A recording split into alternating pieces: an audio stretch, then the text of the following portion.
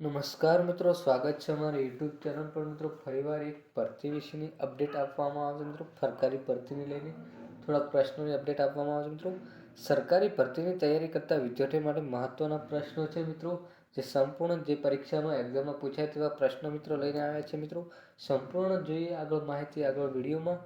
એના પહેલાં મિત્રો મારી ચેનલ પર નવા હો તો ચેનલને સબસ્ક્રાઈબ કરી દેવી, કારણ કે આવનારી સરકારી ભરતી, સરકારી યોજના કે સરકારી ભરતીની માહિતીની અપડેટ સૌપ્રથમ તમારા મોબાઈલના નોટિફિકેશન પર જણાવવામાં આવશે.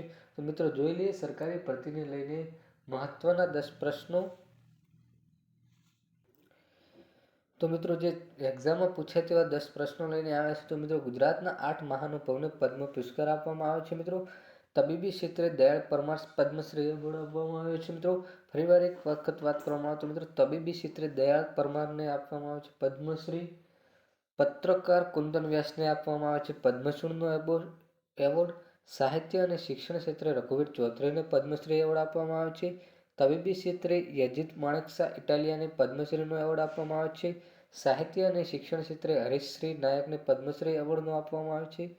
તબીબી ક્ષેત્રે ડૉક્ટર તેજસ પટેલને પદ્મભૂષણનો એવોર્ડ આપવામાં આવે છે.